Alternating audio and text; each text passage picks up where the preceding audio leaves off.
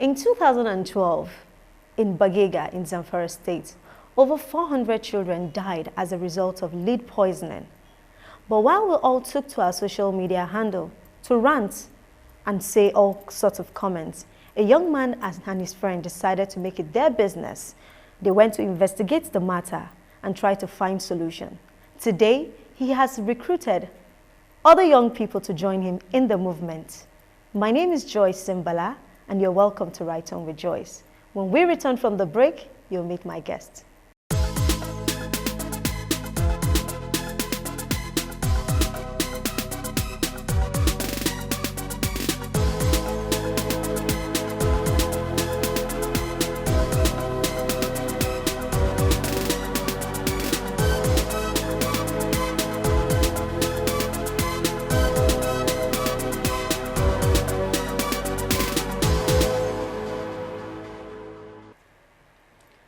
Our guest for today is Hamzat B.Lawal, popularly known as Hamzi, an activist who is destructive in nature and currently working and growing grassroots movements. He has successfully led grassroots campaign in over 40 African countries with over 9 years experience in the non-profit sector and specializes in practical issues associated with climate change, open data, advocacy campaigns, and development policies as it affects rural and deprived grassroots communities. Hamzi is also the co-founder of Follow the Money, a pan-African grassroots data-driven movement, and leads a team of technology and innovation-driven campaigners to amplify voices of marginalized communities in promoting accountability as it affects utilization of public funds, focusing on specific communities across Africa. He is currently the Chief Executive of Connected Development, CODE. Under his leadership, CODE won the One African 2016 Award, which recognizes, rewards, and advances the exceptional work of Africa-based organizations dedicated to helping the continent achieve the Sustainable Development Goals, SDGs. You're welcome to the show, sir. Thank you for having me. Yes. I must say this in pidgin English, really. Bros, you get liver. Because sometimes I just wonder how a person of your nature, your size, and your age would go after the government. You know, it takes a lot of courage. Tell us the story. So in 2012, or let's pause, let's go back. In 2010, there was reports that lead poisoning had killed over 400 children in northern Nigeria. And at that time, there was emergency response where millions of dollars was released by the World Bank, by UNICEF, and other international aid organizations. And also the federal government released millions of naira so that these funds could be used to treat children and provide safer mining practices. But then in 2012, I was struggling to get information on what has happened for 2 years with these public resources. Everybody I go to, so I went to the Ministry of Environment, the Ministry of Mines, and they could not really give me any much information. So I got on a bus going to Gusau, which is the state capital. And just to put this into perspective, from Abuja to Gusau is 7 hours by road. So I got to Gusau. At that time, I didn't know anyone in Zamfara State. And it's important I also stress this. I'm not from northern Nigeria, even if I look like a Hausa Fulani man. I'm not from the east, west, or south. I'm actually a Nigerian. I'm proud to be called a Nigerian. So I got to Gusau. I now asked the motor park said that I was going to Bagega. A lot of people I came across thought I was mad. Obviously. Yeah, so from Gusau to Anka is 3.5 hours by road, and the road is not too good. But then from Anka to Bagega is another 3.5 hours. And before now, you can only go in 3 ways. It's either you go with the MSF humanitarian truck, which is not your regular SUV or those project vehicles. A very far place, and maybe really didn't have and there was no road. road, there was no access road. It was just the pathway. So the second way you can go is either you ride on a motorbike, and the last way is to go on a donkey. So I rode on a motorbike to the community. When I got to the community, I found out that actually over 700 children had died, because they took me to the burial ground, and I met with grandmothers, Amazing. I've met with mothers, I met with miners, I met with the community people, and for me I was trying to understand what has happened since 2010 till date? Did you get any intervention? Why are you mining? How are you mining? So I found out that this community did not get any intervention. They're obviously lost. Yes. So before then, they were not even on the map of Nigeria. So what I did was, I took my mobile phone and I documented their voices. So I took pictures, I did short video interview, like you professionals would call it amateur. So I did all these things. I met with miners and I was asking them simple questions. So why are you mining? So they told me that before they got into mining, they could not actually feed their family. They could not send their children to school. How did they even discover that there was something on that piece of land? So, according to them, that they saw Chinese men undertaking in mining activity and employed some of them as local laborers. And after doing their processing, the Chinese men got gold. So to them, they felt if we have this much resources in our backyard, why can't we also go directly into this mining? Okay. You know, after the Bagega thing, in 2015, I discovered that the Shakira community also in Niger State experienced the same problem. Now, that is one of, I know from there you moved, it was another achievement for you. So can you tell us some of Connected Development's achievements and the recognitions that you've had over the years with this work? So there've been quite a number of awards and recognition, and honestly, I don't keep record of these things, not because it's not exciting, but for me, I feel that should not be my motivation factor. So yes, in 2017 at the Mo Ibrahim Forum in Marrakesh, that's in Morocco, I was randomly called up to come and take a check of $100,000 because of what we've done with Follow the Money. And just this year, recently, I was recognized as the 100 most influential person in the world. I'm gonna go there because that's my story. I'm gonna go there, yes. Yeah. So yeah, we've gotten a lot of recognition, a lot of awards, both from the United Nations, from World Bank. In 2015, World Bank actually gave us an award. And also from various organizations, but to me it just tells that if you put your heart to something, because again, as much as we're getting recognized, when we started it wasn't easy. Yes. It wasn't easy at all. A lot of people didn't even believe that we could do. So when they hear Follow the Money, they just laugh and say, "Oh, this young man, you're very unserious." You know, what is Follow the Money? Government would not give you information. There's corruption in the system. To ask that because, Nigerians will tell you that when you want to get information from governments, that the process is very slow. So I wonder, how do you get information? How do you even get to track these funds we're talking about? So what we try to do is, there's a Freedom of Information law, which stipulates that when you write access to information letter in 7 working days, you get a response. But that's not the case. Okay. So what I try to do is, so when we write these letters and we submit and we do follow-up, we use social media to do countdown. So we write a letter, we get acknowledged copy, we take a picture with our phone, we put it on Twitter, and tell the world that we've sent a letter asking for specific information. So they have no place to hide. They still hide. So we do countdown 7 days. They don't respond. We go to the media. So we go on radio and we name and shame. So we call the name of the Minister of Health, for instance, the department who is not giving us information. And most times after that show, we get a call and say, "Hey, your letter is ready. You come and take your letter, all the information you want." And one other means we use is, we always do advocacy visits. So now we go and visit them and say, we're here as Follow the Money, but we believe that as government, for you to succeed, we need to work together. Besides, all we want is the same thing. We want government to prosper. We want communities to have access to healthcare, to have access to water and education. Why not share this information with us so we can empower the communities with this information so they can start trusting government? Okay. Since your office is here in Abuja, I know you have done projects from Zamfara to Niger and some other places I don't know about. But I know you have recruited quite a lot of people. So I just wonder, how do you work from here and control every other place and get information? Because you have young people go into the nooks and crannies of Nigeria to find information and also collect or gather data. Thank you so much. So the exciting part about Follow the Money is it has exposed me to traveling across the 36 states. And not just at the state capital, I've been to the nook and crannies, I've been to villages, communities, and I've interacted with people across the country. Yeah. And for me, this burnt me out. Yeah.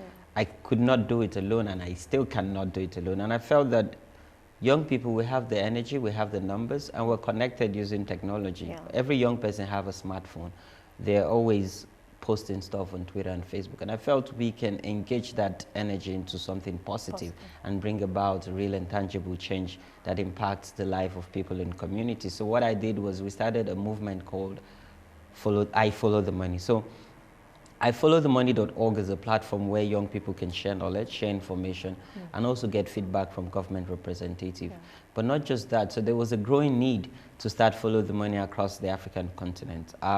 So in my time as an activist and a climate change advocate, I've traveled across all the 52 African countries. I've met with other young people. So it was easy for me to start Follow the Money in Kenya, and now Follow the Money is in the Gambia.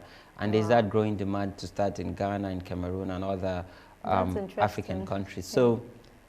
Yeah. So for me, it's about getting foot soldiers, like we call them, to go, and these foot soldiers are from their states, they understand the terrain, they speak the local language, and their people trust them. So the idea is for them to gather information, share information, and get value for that information. Okay. I don't really know if you have an idea how many Nigerian youths know about this project, and how many? You have an idea? Follow the Money is very popular now. Yeah. People call me Follow the Money rather than even call me my name. So on the platform, we're over 2,000 people. Okay. But last year, we reached 70 million people. Wow. And I think, and so I don't exaggerate, I think over 40 million young people are aware about Follow the Money, not just in Nigeria and not just in the African continent, but the world at large. We still have a very large population, I think, that have not heard about this movement. So how do you get them? How can they be part? Because sometimes they'll just, oh, it's Hamzat's project, I don't even know about it. Okay, I've heard about it, but how do I join this movement? So I want you to hold that thoughts right there. We're still discussing with Hamzat. We're going on a break. When we return, we'll continue our discussion.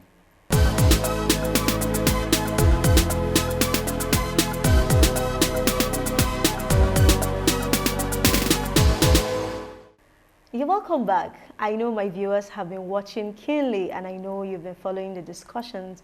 Hamzat is still here. He has not gone anywhere. Yes, he's about to tell us how we can join, just in case you feel, oh, this person is doing a fantastic job and I just want to be part of this movement. Because if you don't follow the money, I am telling you, the roads are going to still be the way they are. You will not have roads to follow. There won't be social amenities, no hospitals. We will still be traveling abroad for medication, yes. So he's going to tell us how we can follow, because if you follow, then it means that you're responsible and you can hold the government accountable and they'll be transparent towards you. So Hamzat, please tell us how to join. Well, all you have to do is sign up on www.ifollowthemoney.org. And you see, I've met a lot of young people, and in my conversation with them, they always say, well, I'm unemployed, so I don't pay tax. I tell them, no, you pay tax. And they say, how? I say, well, you go to the supermarket, and when you buy any item, when you check your receipt, there's something called VAT. Yeah. That's value added tax. This money is remitted to government, and government budgeted these funds to provide you with basic amenities. So you actually pay tax as an unemployed person. So I went to the market one day, and I was talking to these women who sell oranges, and they tell me, oh, they don't pay tax, it's none of their business. I'm like, you don't pay tax? So I asked them, so in this market, when you come, do you buy any tickets? Say, oh yes, those boys, they can come and harass me. Say, how much? Say 15 naira. I say, oh really? That is tax. Like, oh wow, yes. So you as a market woman, you as an unemployed young person, or you that is working, who, you always, your salary, you always pay tax. You're meant to add their voice and demand for accountability. And it's quite simple. This is economics. The more you demand, the more supply you get. The less you demand, the less supply you get. So, and that's how government works. So for you to join the movement, and this movement is a citizen-led movement, just sign up on www.ifollowthemoney.org. and you're going to meet amazing people, not just in Nigeria, but and not just in the African continent, but the world at large. And you can converse with your government representative and ensure that all the budget information you need that we have, we share with you. And so you can go to your communities and ask the right questions. Oh, I can assure you that I'm a member of Follow the Money. You know, from the beginning, we said, when we were reading your profile, we said you were destructive in nature. No, but so we don't know, is it the hurricane kind of destructive or the positive kind of destructive? Please, can you tell us about that? I think, for me, it's the positive one. It's the positive one that brings about energy, a new set of thinking and idea, and confronting people and talking to people that no one wants to talk to. So for instance, I remember in 2015, I was in a meeting with Amina Mohammed. So Amina Mohammed is the current Deputy Secretary General of the United Nations. At that time, she was an Honorable Minister of the Federal Republic, and she's managing the Ministry of Environment. So we were in a meeting, and meeting with civil society leaders, about 10 of us.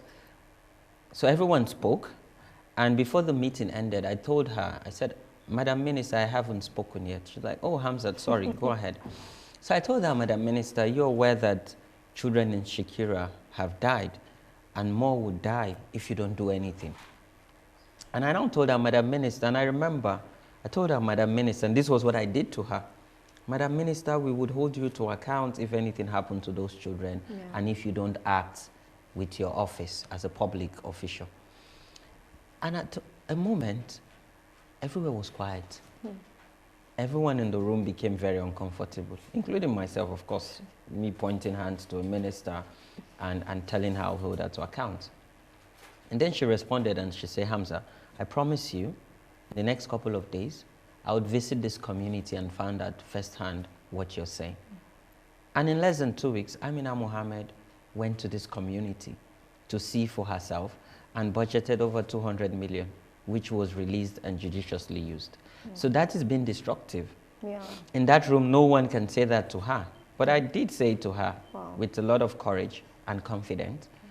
And most time when I do things, I don't know what the outcome or result would be. But then I'm just destructive to bring about ensuring that the deprived voice, the voices that we don't regularly see on TV or radio, are actually heard. So that's my kind of destruction. Okay. Thank you, Hamza. We're going on a quick break, and we'll be right back.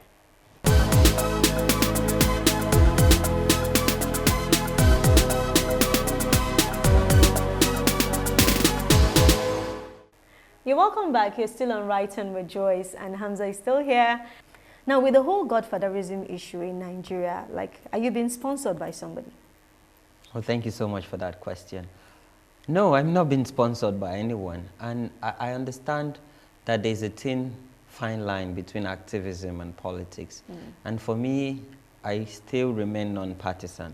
Non-partisan because what I do is much more important than any political ambition. And you know, just something interesting. In 2015, when we tracked the 9.2 billion that was approved and released by the Federal Executive Council to procure the sum of 750,000 clean cook stove and 18,000 Wonder Bag. At that time, I was offered a bribe of 100 million naira just to keep quiet, which I turned down. What? That's some money. Yes, which I turned down. And for me, again, it's about the fact that I don't just have a voice, but I use my voice to amplify issues. So no one can buy my voice because it is golden and it is priceless. So for me, what I do is non-partisan. No one is pushing me to do it. And whoever is supporting us, like all the international donors, we don't take money from anyone in Nigeria, so we keep our credibility intact. And all our donors, it is what we choose to do with the resources, as long as we're also accountable to them and transparent in how we use this funding for our campaign. So no one is sponsoring me or pushing me for any political reason. Okay. So far, I know you have set goals for Code and the Follow the Money project. Do you think you have achieved your goals so far? And what is the future of this movement? I think that, so Follow the Money is 6 years. and we're going into 7 years. And yes, we've had so many successes and impact. But I feel that we can do more and we can reach more communities, because the vision of connected development is to be in every rural communities and ensure that their voices are being heard. Please, you come to my village. Oh, it's yes, very important. would like that. and so, but for me again, it's about transition. Life itself is transition. And I look forward to that time where I would no longer be in connected development as a founder and chief executive. I believe there are more opportunities out there in life that I should explore. And I want to set a pace, particularly for young CEOs in the civil society space. The fact that you founded an organization and a movement does not mean you have to lead it until you die. Yeah. So I want to explore other avenues of life and recruit someone who would continue that vision and even take the organization to greater heights. That's wonderful. Yes, something happened. You know, I held it on the first time you were about talking about your recent award. I wanted you to just hold it there because I wanted to do the announcement myself. Okay, people, I've been hiding something here. I want you to see this. Yes, this is our own award, really, really. Hamza was just named amongst the world's 100 most influential people in digital government, 2018. That's a big one for us. That's a big one for us. And it's not just him. I would say congratulations. Thank you. Thank you Congratulations so much. Thank again. you. Yes, yes, yes. How do you feel about that? It was exciting. I woke up and I just saw information all over the media, you know, BBC, and my name was there. And it's not just that my name was there, I was the youngest among everyone. So it was quite exciting. I was overwhelmed. I was like, what? 100 most influential people, not just in Nigeria, but the world? Okay, I think I'm doing something wrong, and I need to do more wrong things. Yeah, I meant I was doing something right. And for me, I was inspired, and I feel like I need to do much more and give much more. And I believe this should also inspire other young people. Yes, we're not too young to run. And being not too young to run does not necessarily mean you have to run for public office. You can run your organization, you can run institution, and you can start something, no matter how small. I want to say a very big congratulations also to another Nigerian I saw on that list. There are two Nigerians, serious, two Nigerians. Her name is Nnenna Wakama. She's the interim policy director, World Wide Web Foundation. We're doing fantastic. We're not just a fantastically corrupt country, but we're doing fantastic and amazing things. Wow, it has been awesome having you on the show. I want you to tell us your final words. What do you want to say to the average Nigerian youth? You have been an inspiring person. I know a lot of people look up to you. People want you to model. Yes, you're a role model. You're a role model, seriously. What do you want to say to the average Nigerian youth?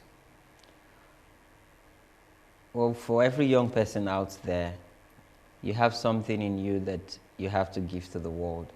There's something inside of all of us. And for you to give it out, you must find that thing. I got to know about my activism and passion about 10 years ago.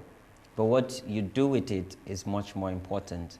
And I believe that for us to make Nigeria great, we as young people must play a role. Are you registered to vote? Do you have your permanent voter's card? Are you going to come out on election day and vote? And most importantly, are you going to hold people you vote into public office accountable? But it starts with you. Be what you want to see in the world. And keep giving, because the more you give, the more inspiration you get from God. Wow, amazing, amazing. Thank you very much for coming on the show. And I believe this will not be your last time, because I know there are so many mountains to climb. So definitely, as we climb those mountains, we'll bring you back here to continue this discussion. We've had an amazing time with you. Thank you so much. Thank you for having me, and keep up the good work. Thank you, thank you. Thank you for watching. You're still on Right and Rejoice. We're going on a quick break, and we'll be right back.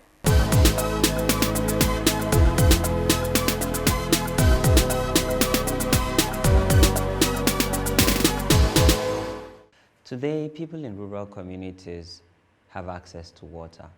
In Bagega, over 1,500 lives have been saved. Today, in Shikira, we've saved over 300 lives. Today, at the IDP camps, children can get adequate education. But you can join that effort. you can be part of us. All you have to do is go to www.ifollowthemoney.org, and you can join us on social media. On Twitter is @followthemoney. On Facebook is followthemoneyng, and you can follow my personal handle, which is hamzcode. And when you tweet or share that picture or video, use the hashtag #followthemoney. And truly, we can start documenting and holding our government accountable. We've had an amazing time with you, all our viewers at home. I want to say thank you very much for watching. I want to say a very big thank you also to all our sponsors and supporters, Shaka Media and Alibert Products Nigeria and Community Park. Thank you very much for watching. You can follow us on all our social media handles. On YouTube, you can follow Right On with Joyce. On Instagram is Walk with Joyce. And on Facebook is Right Turn with Joyce. I'll leave you with this quote. Courage is not the absence of fear, but that there's a judgment that is bigger than fear.